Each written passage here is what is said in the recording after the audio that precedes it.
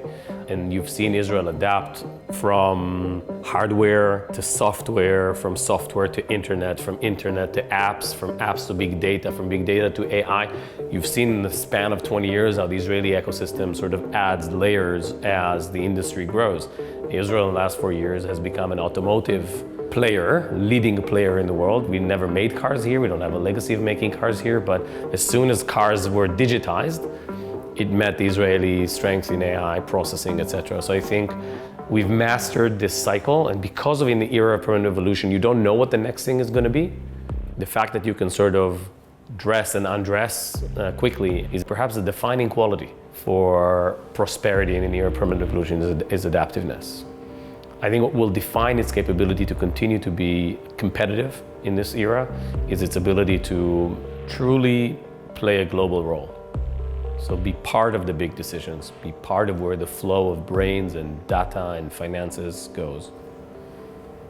Year on year in double digits in terms of trades and investment. A big player in the Israeli venture capital domain today is Chinese private investors and institutionals. To an interesting degree, the Chinese and the Israelis or the Jewish culture have a lot of things in common in terms of the fact that they're at the same time ancient people who are interested in making contribution to the world.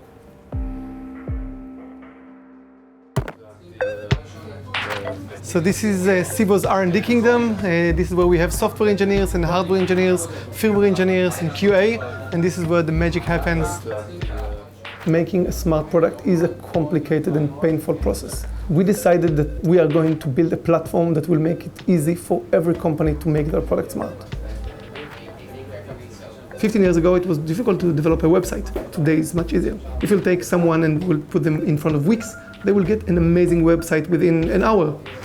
Today, it's difficult to develop IoT products. Soon, it will be much, much, much easier. You will be able to make a smart ceiling fan or a smart mattress or a smart baby walker or a smart dog collar. We want to measure the heartbeat of the dog, we want to measure the location of the dog, the motion of the dog, and the temperature of the dog. So Sibo so far found for me 36 different solutions. So I can use the left-hand filters just to say, guys, I don't want it to cost more than $12 to order a prototype. Using the system, we are giving you the ability to bring the product to a stage that is ready for production. The quantity that you will produce, it all depends on you. We are at the moment 50 employees. We have 3 centers around the world. The R&D center is here in Tel Aviv. We have the sales and marketing office in San Francisco. And we have the supply chain office in Shenzhen. In the last few years, many Israeli startups are really starting to shift their focus from the US to China, and they're getting much better at knowing and understanding the Chinese investment culture and also what Chinese consumers are looking for. The US and China is almost opposite ends of the spectrum in terms of individualistic versus collectivist. And Israel's sort of in the middle, and the kibbutz was obviously the epitome of the collectivist mentality. So it's an interesting kind of hybrid. It's as if China's discovered Israel. And at the same time, you have this kind of political fight with Israel. The disinvestment movement globally, it basically hasn't had much impact because of investment from Chinese funds and Israeli funds. And it seems to be going the direction of innovating here. Here's the Chinese edition. China translated the book first, and later on the European countries with less sense of urgency. So you could kind of see where the biggest hunger for innovation was. The Asian countries admire success. They see something successful and they want to learn from it. I think actually preferable to the Western tendency. It's almost feel negative about success sometimes. This is just kind of at the beginning. We should be building actually startups together. We should be co-founding companies that are designed to solve Chinese problems. Shenzhen is obviously the center of manufacturing. So SIBO won't be completely an Israeli company. I believe that the R&D will stay here forever, but the sales will obviously be in China and in the US, and the supply chain will be obviously in China. We are here to build a huge company. We are here to build the largest IoT development platform in the world. There was the frustration for a while that all this amazing startup nation brand wasn't actually creating a lot of value for the average Israeli, because many of these startups were being sold at a very early stage. But I think that's changing. And just since 2013, you already have 15 Israeli companies that reached the $1 billion valuation. Statistic-wise, you see how few unicorns there are. So the risk to try to aspire to be unicorn is very, very high. You increase your risk, like climbing a higher mountain is more difficult than to climb a hill. Probably the reward also is higher, but the risk is much higher. The things which are very good in startups, that everybody has an opinion, everybody is committed, everybody make decision, everybody run on his own way. This is good when you have small groups. When you have big groups, you have to give marching orders. This is not the kind of culture that you can have. The same things that make us good at startups tend to make us bad at big companies. The innovation process is one of experimenting, of trying and failing, and taking risks and being able to move quickly. The scaling process is one of sales, marketing, management, and the people who are good at one aren't necessarily good at the other. I think where the world is going, billion-dollar companies are not what they used to be. So should there be scale at the billion? Yes, there should be. That's a good indicator that we have matured. Some of our ecosystem has matured, but is that a single indicator of whether Israel made a transition into scale-up nation, and is scale-up nation by definition a desirable effect? I don't think so. Ultimately, this country doesn't have the privilege of making, radical mistakes. As we grow, is this thing that at any given moment there's a silver bullet here. If you don't do things right, the whole thing can collapse. America can make mistakes. UK can make mistakes. Big countries with legacy, with a lot of people, with natural resources, they can make mistakes. For Israel, for Israelis, mistakes at a greater scale can have very, very bad consequences, and there might not be a way back on quite a number of dimensions here. There was always a debate in Israel, should young Israelis start being acquired early, or should they become like the next big company? I sold my company that was maybe 9 years old, but it was still early at that time to Intel. But today, you see that it's like it was a young forest with very small trees, and most of the trees have been acquired, but now it's getting more and more mature forest. So you have all kinds of trees in old age. And I think that's what's happening now to Israel. It's the beginning of getting mature. And more people are doing that, it attracts other people to do it. You don't need me to talk or something, right? Just walking. I can sing. If you think historically about deceptions, deceiving was a technique used in warfare for thousands of years ago. It was never really used effectively in cybersecurity. Oh, they have cakes, as you can see. Let's follow the cake. So what Elusive is doing is turning every machine in your network to a deceiving entity. Deceptions is a combination of science and art. If you give some of our researchers a book and you tell them what is written in the book, they can tell you, but they can quickly tell you what is not written in the book. That's the way they think. In this office, where's the cake? Hi. ודאיכם הולכים, בדיוק, זה עיתון weird. Wired, I'm sorry. They said they have a cake in here somewhere. Yeah. Oh, it's already been gone. The reason the idea was created, it's because, everybody was focusing on malware, and let's do a better mousetrap for the next malware. And the idea was, let's take one step backward and think like the attacker.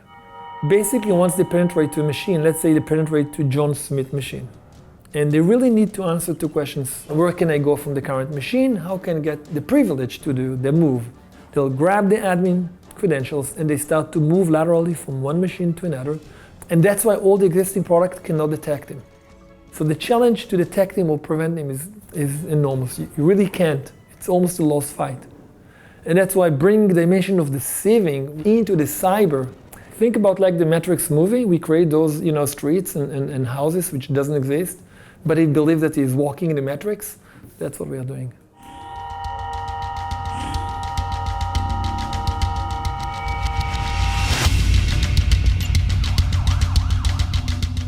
By deceiving him and being interactive with him, they can see how far he is from the assets, and they can see exactly after which or what kind of assets he's running after. At any moment, they can decide, okay, we want to pull the trigger now, we have enough information, let's stop it now, and they just press the kill button. From my experience, in startups for like 30 years almost now, when I was working outside of Israel, they will have very hard time to come into uncertainty. There'll be more planning, there'll be more, think a lot before they emerge on something, less risk takers. Uncertainty is something that as you're born in Israel, you breathe it, you drink it, you eat it. I mean, we are in a country that doesn't yet have borders that are acknowledged and agreed by everybody. Okay, so even our borders are not certain. Nothing is certain in Israel. Being in Israel is kind of a genetic disorder. You always want to come back. This is the only country in the world when there is war. Usually when there is war, you see people running away from the country. You see caravans of refugees going with all their things. In Israel, when there is war, you go to JFK and you see in front of the counter of El Al, people are sleeping on the floor waiting for their flight to fly back home.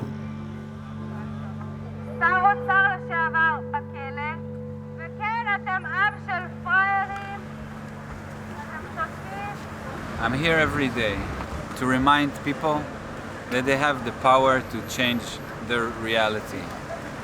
They're telling us that Israel is an empire of technology because we are in a constant state of war.